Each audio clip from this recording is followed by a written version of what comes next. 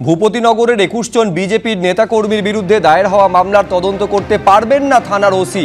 অন্তর্বর্তী নির্দেশ জারি করে জানালো কলকাতা হাইকোর্ট। বাকি মামলাগুলির তদন্ত চালু থাকলেও আদালতের অনুমতি ছাড়া চূড়ান্ত রিপোর্ট নয়, স্পষ্ট নির্দেশ আদালতের।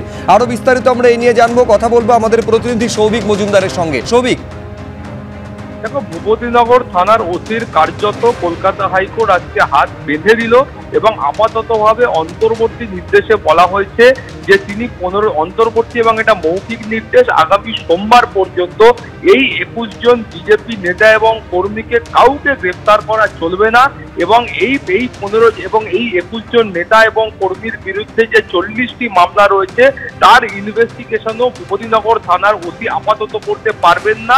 15ই এপ্রিল পর্যন্ত এই অন্তর্বর্তী নির্দেশ দেওয়া হয়েছে। এছাড়াও ভূপতিনগর থানা এলাকার অন্যান্য যে মামলাগুলির ইনভেস্টিগেশন এই ওসি করছিলেন সেগুলির কোনোটির ক্ষেত্রেও কিন্তু তিনি চূড়ান্ত রিপোর্ট আদালতের অনুমতি ছাড়া পেশ করতে পারবেন না, এই মর্মেই নির্দেশ দেওয়া হয়েছে।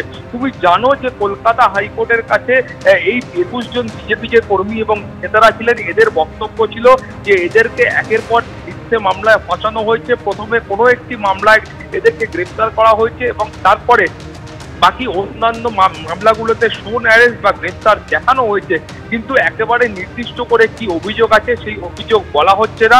অনেক ক্ষেত্রে এফআইআর এ নাম নেই, এই ধরনের অভিযুক্তরও গ্রেফতার করা হয়েছে। তার পাশাপাশি আজকে এই বিজেপি নেতাকর্মীদের তরফ থেকে বলা হয় যে স্থানীয় ভগবানপুরের বিধায়কের কার্যালয়ে ঢুকেও বিধায়কের সঙ্গে এই ওসি তিনি কিন্তু বাগবিতণ্ডায় জড়িয়েছিলেন এবং আদালতের নির্দেশকে কার্যত তিনি মান্যতা দিচ্ছেন না এবং সেই কারণেই ওসির বিরুদ্ধে এই ধরনের পদক্ষেপ কলকাতা হাইকোর্ট আজকে নিয়েছে।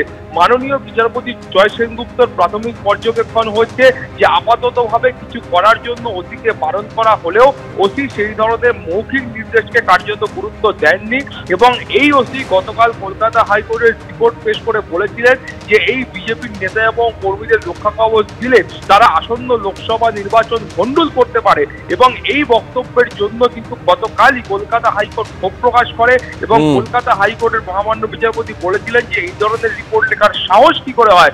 তারপরে 24 ঘন্টার মধ্যে ওসি আজকে এজলাসে উপস্থিত থেকে মাননীয় বিচারপতির কাছে ক্ষমা প্রার্থনা পর্যন্ত করেছেন।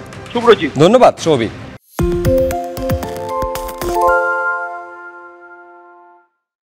সত্য অন্তহীন, সত্যের খোঁজও তাই, সত্য সন্ধানে তাই আমরা অক্লান্ত, অকুতভয়। এবিপি আনন্দ নতুন ভাবনার প্রতীক, যা মনে মুক্ত, তথ্যে যুক্ত এবং যাবতীয় সীমানার বাঁধন থেকে মুক্ত।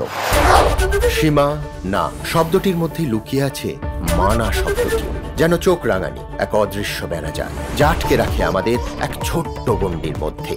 একমাত্র সঠিক খবরই গড়ে তুলবে এক মুক্ত সমাজ। সেই জগৎ গড়ার লক্ষ্যে কোনো সীমানার ঠুকুটি আমরা মানব না।